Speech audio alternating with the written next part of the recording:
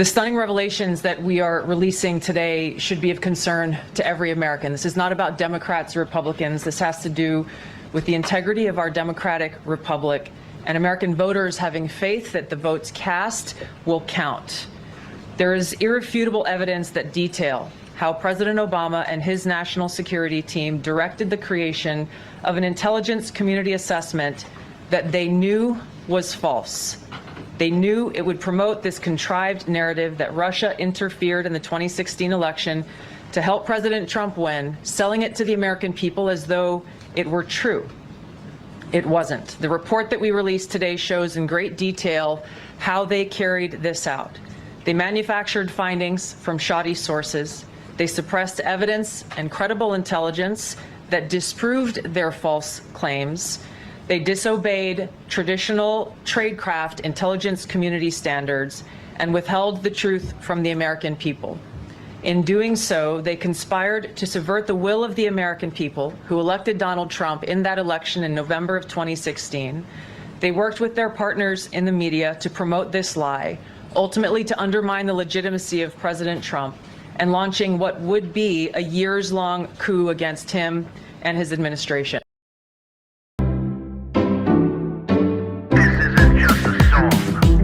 Illuminati is a thing you need to watch out for. They want to depopulate and slave us so much more. World domination, I'll get into that later. I'm hardcore, fierce and sexy. You're just a hater. You deserve the ridicule because you're an absolute zero. I'm the keeper of the chalice, a rock and roll hero. I'm not an idiot nobody listens to, because I'm not a failure in life like you. Let's talk about Bill Gates and the mark of the beast and the orgies in the streets at the Catholic feasts and Bill and Hillary's human trafficking ring. And George Soros got the money to pay for everything. Socialism is for losers, working for the devil. Chumps that can't fight, they ain't on my level. It takes an evil one to try to debunk and doubt it, so I'd rather die than stop talking about it. Watch out, watch out, watch out, watch out. Watch out for the Illuminati. Watch out, watch out, watch out, watch out. Watch out for the Illuminati. Watch out, watch out, watch out, watch out. Watch out for the Illuminati. Watch out for the Illuminati.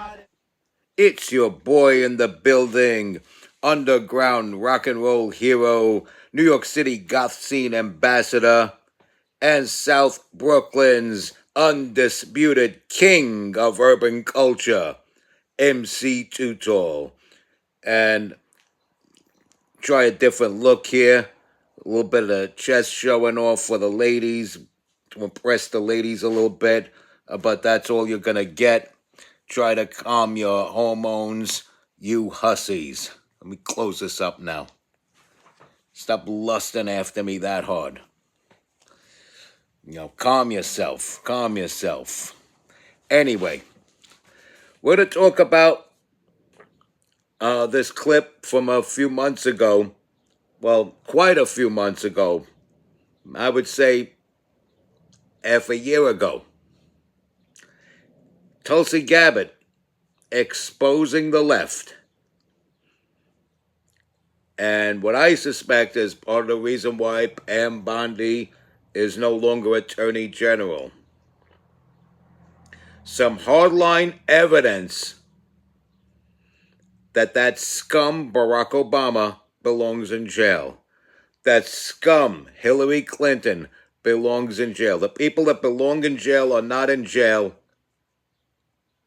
but they unjustly label Donald Trump a 35-time felon or 34-time felon, whatever the number is. It's a ridiculous number. Even one is a ridiculous number for Donald Trump when it comes to these felony charges, which will be overturned very soon, I'm sure.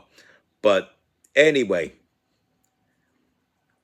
that scum of the earth, Barack Obama, the evil left, so many levels of hell, I'm telling you, so many levels of hell, and Pam Bondi did diddly doo-wop squat about it. Pam Bondi kept dropping the ball. She's the one that jumped the gun and said, "Oh, we got Epstein files. We got an Epstein list." only to look in her files and discover there was no actual list. A lot of these creepos, like Jeffrey Epstein, are intelligent enough to commit things to memory rather than jot it down on paper. So if there was a list, it would have been recorded to memory in his head, and it died when he died. But keep believing Palm Beach Pete is the deep state tricking you and making a mockery of you in plain sight. That Jeffrey Epstein's hiding in plain sight as this guy to make a mockery of you. Keep doing that. Anyway, Pam Bondi was the weak link. And Dan Bongino left, I believe, because of Pam Bondi. So there's that. And I'm sure there's things that Dan Bongino's seen that he doesn't want to jeopardize his family for.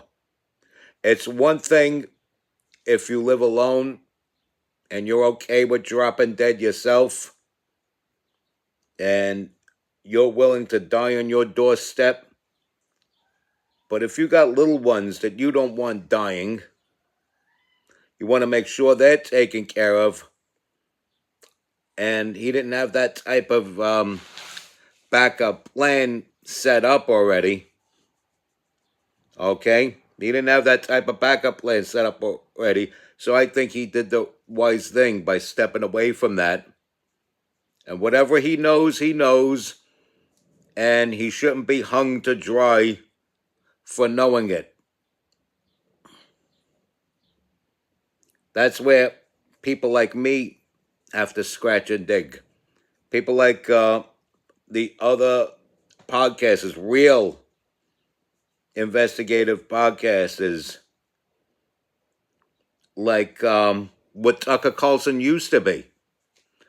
Like what he used to be before, making everything all about the Jews in Israel. And I still predict RFK Jr. will be under attack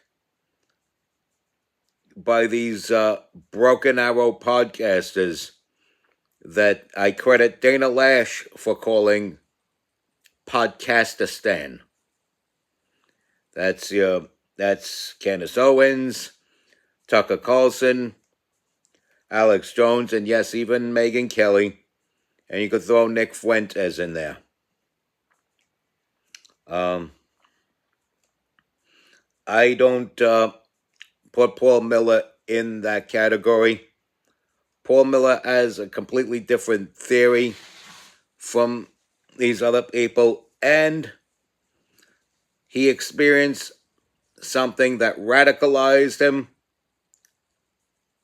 and people react differently when faced with the situation like he faced. So I can't pass judgment on someone like Paul Miller knowing what he experienced. Okay? But somebody like Nick Fuentes is in his comfortable house in Chicago.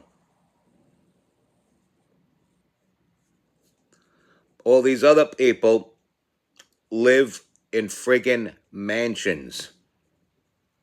Well, Tucker Carlson doesn't live in a mansion, but if you put all the property he owns together and sell it off, he could turn around and buy a mansion with that money. So there's that to think about.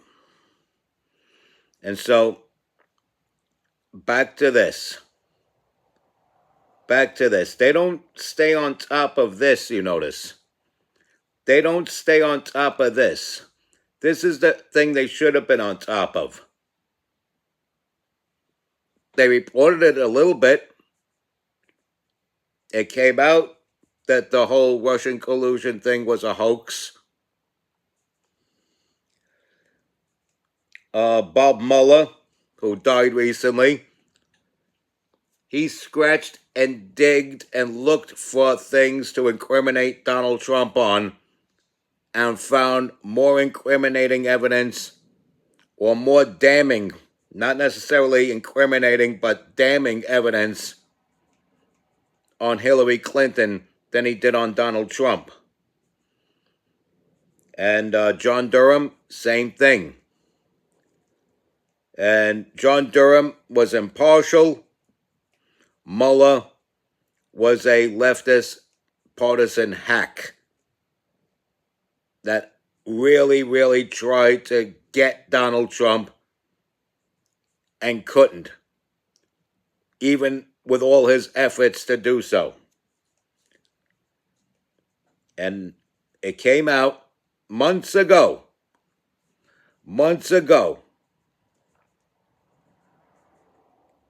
that Barack Obama had his Justice Department and his intelligence agents prefabricate or keep pushing this narrative that the Steele dossier was actually a real thing, or that the words of the Steele dossier were a real thing. And nobody's going to jail. Pam Bondi dropped the ball, as she did time and time again, but I think this was the biggest fumble of her career. This one right here. Because this would have put very powerful people in jail where they belong, and Pam Bondi dropped the ball. She's also viciously and vehemently anti-2A. Tulsi Gabbard claims she changed her position, but I kind of want to know why. As this phrase goes, the famous question goes, what radicalized you? What changed you? That's still a mystery. But credit where credit is due. Credit where credit is due. Kudos to her for this work. She did her part. Pam Bondi didn't do hers. And that would be my opinion on what the biggest reason for her not being Attorney General anymore would be, or should be. But there's other reasons. So she just kept on dropping the ball. Just bloop, dropping the ball.